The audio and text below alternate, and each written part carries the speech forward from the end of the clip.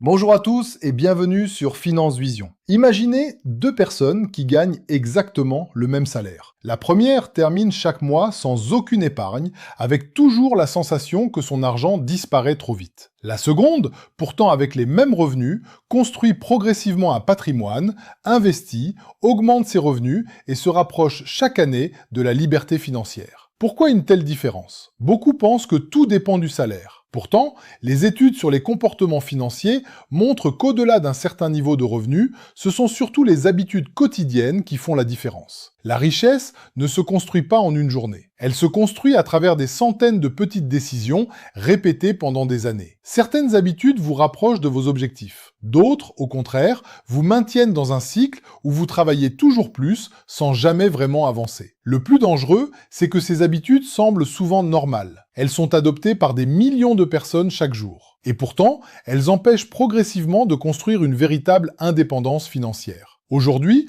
nous allons découvrir les 7 habitudes qui empêchent la plupart des gens de devenir riches, mais surtout, comment les remplacer par des comportements beaucoup plus efficaces. Restez bien jusqu'à la fin de cette vidéo, car la dernière habitude est probablement celle qui coûte le plus cher sur toute une vie. Commençons. Habitude numéro 1, dépenser avant d'épargner. La première erreur est extrêmement répandue. Chaque mois, le salaire arrive sur le compte bancaire. Et presque immédiatement commencent les dépenses. Le loyer, les courses, les abonnements, les sorties, les achats sur Internet, les vêtements, les loisirs. À la fin du mois, une seule question revient.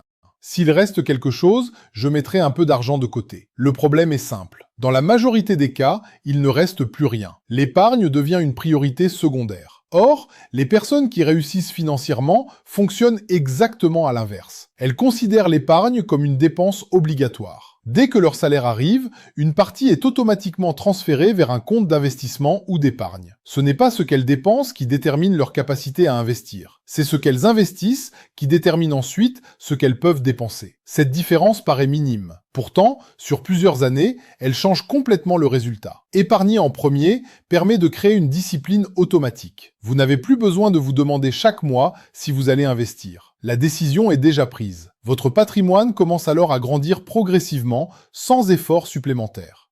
Habitude numéro 2. Vivre pour impressionner les autres. Nous vivons dans une époque où l'image occupe une place immense. Les réseaux sociaux montrent des voitures de luxe, des montres prestigieuses, des vacances extraordinaires, des vêtements de marque. Et beaucoup ressentent inconsciemment le besoin de suivre ce rythme. Ils achètent non pas parce qu'ils en ont réellement besoin, mais parce qu'ils veulent donner une certaine image de leur réussite. Le problème est que cette richesse est souvent uniquement visible. Derrière les apparences peuvent se cacher des crédits importants, des dettes et un stress financier permanent. Les véritables investisseurs pensent différemment. Ils comprennent qu'un euro dépensé pour impressionner les autres est un euro qui ne pourra plus produire de revenus demain. Avant chaque achat important, posez-vous une question très simple. Est-ce que cet achat améliore réellement ma vie ou est-ce que je cherche simplement à être admiré par les autres? Cette réflexion suffit parfois à éviter des centaines, voire des milliers d'euros de dépenses inutiles chaque année. Les personnes financièrement libres privilégient la valeur à l'apparence. Elles savent que la véritable richesse se mesure par ce que l'on possède réellement, et non par ce que les autres pensent de nous. Habitude numéro 3. Ne jamais investir en soi.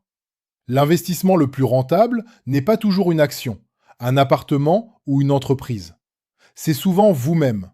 Pourtant, beaucoup hésitent à acheter un livre, à suivre une formation, à apprendre une nouvelle compétence, ou à consacrer du temps au développement personnel. Ils considèrent cela comme une dépense.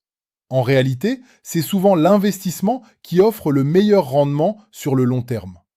Une nouvelle compétence peut permettre d'obtenir un meilleur emploi, une meilleure négociation salariale, créer une activité complémentaire ou lancer une entreprise. Chaque connaissance acquise augmente votre valeur sur le marché du travail. Et contrairement à une voiture ou à un téléphone, cette valeur peut continuer à produire des revenus pendant des dizaines d'années. Les personnes qui réussissent consacrent régulièrement du temps à apprendre. Elles lisent, écoutent des podcasts, suivent l'actualité économique, se forment en permanence. Elles savent que leur plus grand actif n'est pas leur compte bancaire, c'est leur capacité à créer toujours plus de valeur. Habitude numéro 4, toujours remettre les choses à plus tard. L'une des phrases les plus coûteuses en finance est sans doute « je commencerai plus tard ». Plus tard, j'épargnerai. Plus tard, j'investirai. Plus tard, je lancerai mon projet. Plus tard, je me formerai. Le problème, c'est que ce plus tard n'arrive presque jamais. Chaque année perdue représente une année pendant laquelle votre argent aurait pu travailler pour vous. Prenons un exemple simple. Deux personnes décident d'investir régulièrement. La première commence à 25 ans. La seconde attend jusqu'à 35 ans. Même si elles investissent exactement la même somme chaque mois,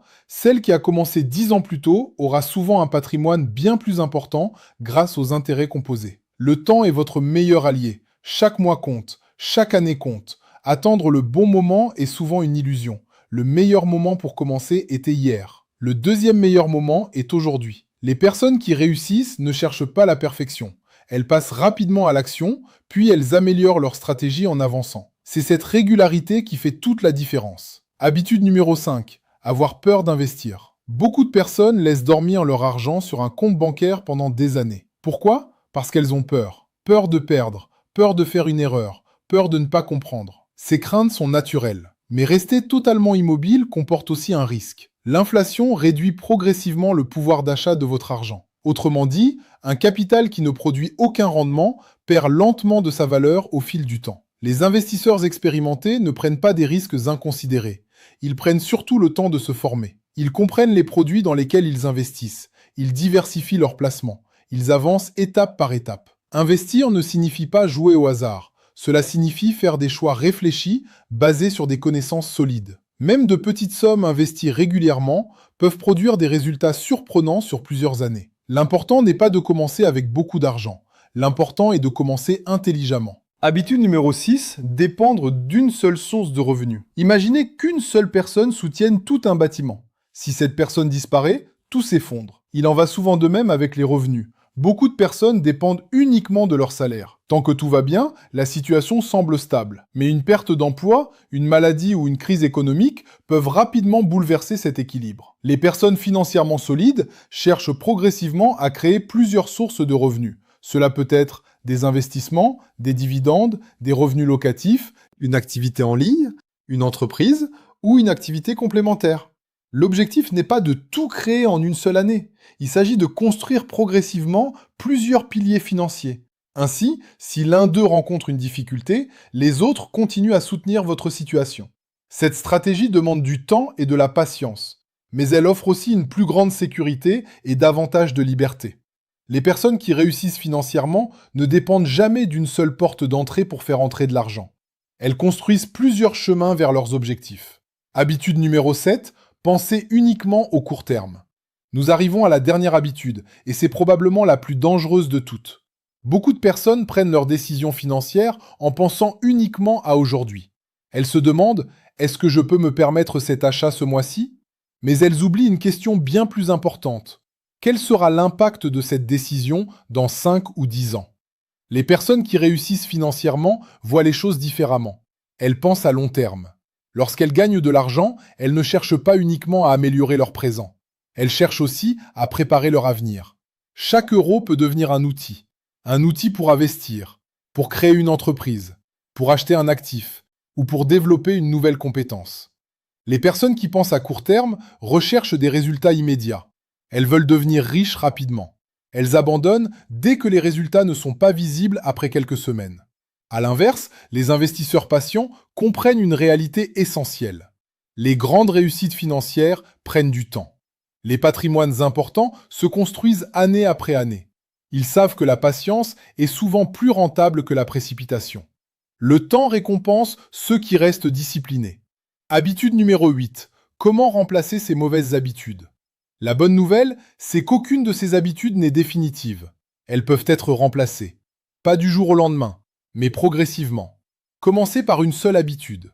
Par exemple, décidez qu'à partir du mois prochain, vous mettrez de côté une partie de vos revenus dès leur arrivée. Ensuite, prenez l'habitude de lire quelques pages d'un livre sur la finance chaque jour. Puis, apprenez une nouvelle compétence. Cherchez une source de revenus complémentaire. Investissez régulièrement, même avec un petit montant. Ces petites actions semblent insignifiantes lorsqu'on les réalise une seule fois.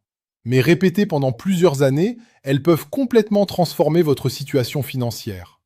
La discipline est bien plus puissante que la motivation. La motivation disparaît parfois. La discipline, elle, continue d'agir même lorsque l'on n'en a pas envie. C'est cette constance qui permet d'obtenir des résultats extraordinaires. Habitude numéro 9. Ce que font réellement les personnes financièrement libres. Les personnes financièrement libres ne sont pas parfaites. Elles commettent aussi des erreurs. La différence est qu'elles apprennent de leurs expériences. Elles ne dépensent pas pour impressionner, elles investissent pour construire. Elles recherchent des opportunités. Elles continuent d'apprendre. Elles pensent sur plusieurs années plutôt que sur quelques jours. Elles savent que chaque décision financière est comme une graine.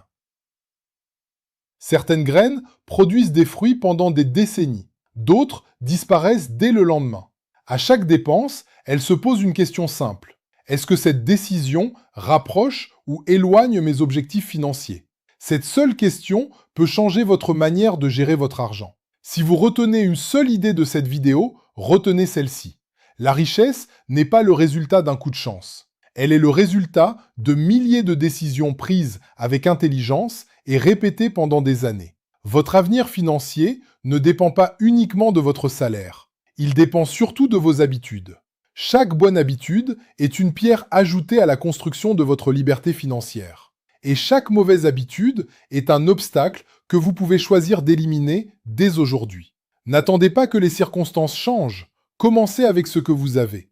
L'important n'est pas la vitesse. L'important est de rester régulier. Merci d'avoir regardé cette vidéo jusqu'au bout. Si elle vous a été utile, pensez à laisser un like, à vous abonner à la Finance Vision et à activer la cloche de notification pour ne manquer aucune de nos prochaines vidéos. Dites-moi également en commentaire, quelle habitude allez-vous changer dès aujourd'hui pour améliorer votre avenir financier? À très bientôt pour une nouvelle vidéo sur Finance Vision, où nous continuerons à apprendre ensemble comment construire un patrimoine solide et atteindre la liberté financière.